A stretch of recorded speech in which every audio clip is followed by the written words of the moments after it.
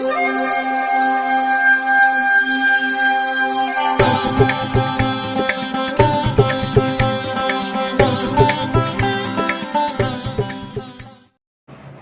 ராசிக்காரர்களுக்கு இந்த மாதம் எப்படி இருக்கும்?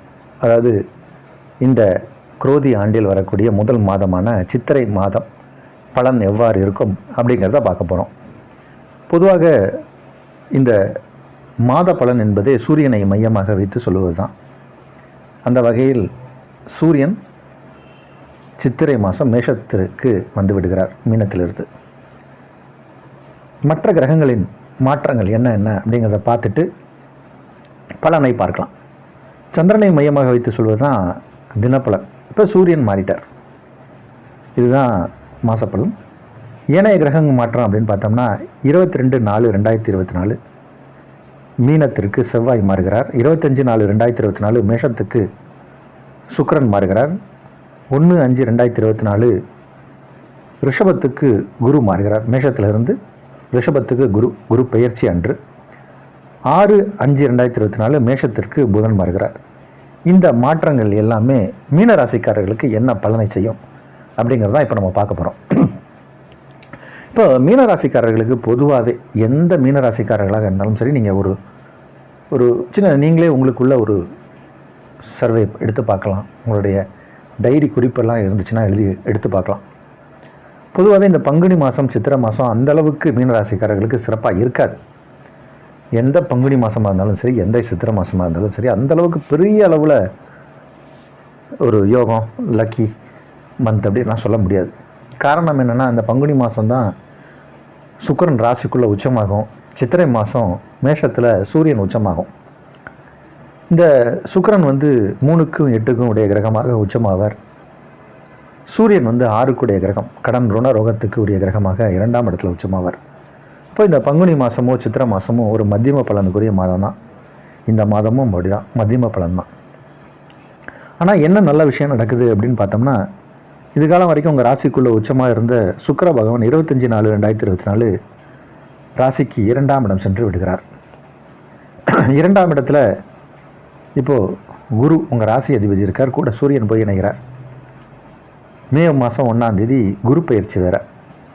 குரு 3ஆம் இடம் போவதும் அந்தளவுக்கு விசேஷமான பலன் இல்லை மீனராசிக்காரர்களுக்கு. சூரியனும் 2ஆம் இடத்துல உச்சம். இப்போது நோய் நொடிகள் வரலாம், வியாதிகள் வரலாம், கொஞ்சம் கவனமாக இருக்கணும். பலருக்கு கடன் வாங்கும் எண்ணம் ஏற்படும். சில பேர் ஏற்கனவே கடன் வாங்கி வச்சுருந்தாங்கன்னா இப்போ ரீபே பண்ண முடியாது, லோன் கட்ட முடியாமல் போகும். அதற்கு ஏதோ ஒரு சூழ்நிலை வந்துடும். இப்போ தான் நமக்கு வேலை போகும், இல்லைன்னா சேலரிஸ்க்கு வராது, கிரெடிட் ஆகாது இந்த மாதம், அதுக்கு முன்னாடி செக்கு வந்துடும். ஏதோ ஒரு காரணத்தால் கடன் தொல்லைக்கு ஆளாகுவாங்க. ரொம்ப அந்த கடன் பிரச்சனையில் ப்ரெஷரில் இருப்பாங்க. கடன் புதுசாகவும் வாங்கக்கூடாது, வாங்கிய கடனையும் கட்ட முடியாமல் போகிற சூழ்நிலையும் ஏற்படும். அதனால் இந்த மாதத்தை பொறுத்த வரைக்கும் கடன் இருக்கும். இல்லை சார் எனக்கு கடனே கிடையாது அப்படின்னா நோய் வரலாம். கடன் அல்லது நோய் ஏதாவது ஒன்று வரலாம். இது ரெண்டுமே இல்லைன்னா தேவையில்லாத ஏதாவது ஒரு கேஸில் போய் மாட்டிப்பாங்க. ஸோ இது 3மே வரக்கூடாது. ஏன்னா கிரகநிலை அப்படி தான் காட்டுது. இந்த மாதம் ஒரு சுமாரான மாதம் தான். பொதுவாகவே எல்லா மாதமும் அப்படி தான் இருக்கும், இந்த மாதம் அப்படி தான் இருக்குது. ஏன்னா சூரியன் ராசிக்குள்ளே இருக்கும்போது ராகுவோடு இருந்தார், இப்போ அவர் விலகிடுறார். இப்போது புதனும் ராசியை விட்டு வெளியே போயிடுது, சுக்கிரனும் வெளியே போயிடுது. ராசிக்குள்ளே புது வரவாக செவ்வாய் வரார். செவ்வாய் ராகு இணைவு அந்தளவுக்கு விசேஷமான இணைவு இல்லை. ராசிக்குள்ளே செவ்வாய் வரும்போதும் கொஞ்சம் மனதளவில் ஒரு பதட்டம் ஏற்படும். பிபி, ப்ரெஷர் இந்த மாதிரியான விஷயங்கள்லாம் ஏறும். டயபெட்டிக்ஸ்காரங்களுக்கெல்லாம் சுகர் ஷூட்டப் ஆகலாம். அதனால் கண்டிப்பாக இந்த மாதத்தை பொறுத்த வரைக்கும் health checkup, master health checkup அவசியம் தேவை. ஹிருதயம் சம்மந்தப்பட்ட வியாதிகள் வரலாம். அதனால் ஒரு ஹிருதய நிபுணரை பார்த்து கண்டிப்பாக ஒரு செக்கப் பண்ணிக்கோங்க. மீனராசிக்காரர்கள் கண்டிப்பாக செக்கப் பண்ணிக்கணும். கண் தொடர்பான வியாதிகள் வரலாம். கண்ணில் ஏதாவது கேட்ராக்டு, கண்ணில் பெற விழுந்துருச்சு, இந்த மாதிரி ஏதோ ஒரு விஷயத்துக்காக கண் டாக்டரை பார்க்க வேண்டிய சூழ்நிலை வரும். கண்ணாடி மாற்றுவாங்க சில பேர், கண்ணில் ஆப்ரேஷன் இந்த மாதிரி பண்ணுவாங்க. ஸோ இந்த மாதிரியான விஷயங்களுக்கும் இந்த மாதம் உரிய மாதமாக இருக்குது. அதனால் ஏதோ ஒரு விதத்தில் உங்களுக்கு உடம்பில் சர்ஜரி இல்லை ஆப்ரேஷன், மருத்துவம், சிகிச்சை இந்த மாதிரியான விஷயங்கள் இந்த மாதம் காட்டிக்கிட்டே இருக்குது. ஹெல்த்தை தான் நமக்கு நல்லா வச்சுக்கணும். ஹெல்த்து தான் வெல்த்து. அதனால் மீனராசிக்காரர்களை பொறுத்த வரைக்கும் இந்த மாதம் ஒரு மத்தியம பலன்தான். தெய்வ அனுகூலம், தெய்வத்துக்கான வழிபாடு, இந்த மாதிரி விஷயங்களை செய்வது தான் நல்லது.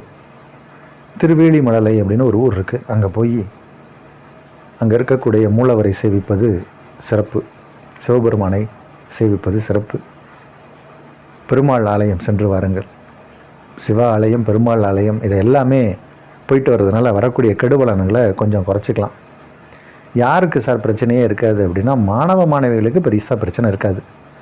ரொம்ப இளம் வயதில் இருக்கக்கூடியவர்களுக்கு பெருசாக பாதிக்காது. இருந்தாலும் இதன் தாக்கம் இருக்கத்தான் செய்யும். கொஞ்சம் இந்த மத்தியம வயசு 45 to 50, 35 to 50 ரேஞ்சில் இருக்கிறவங்களுக்கெல்லாம் கடுமையான தோஷத்தை தான் காட்டுது. சிவ ஆலயம், பெருமாள் ஆலயம் சென்று வாருங்கள். சிவ நாமத்தையும் பெருமாள் நாமத்தையும் கூறுவது, சொல்லுவது, கேட்பது, இது எல்லாமே சிறப்பாக இருக்கும். அதனால் இந்த மாதத்தில் கொஞ்சம் கவனமாக இருங்க. வர இருக்கும் அடுத்த மாதங்கள்லாம் சிறப்பாக இருக்கும். மத்தியம பலனுக்குரிய மாதம் இது.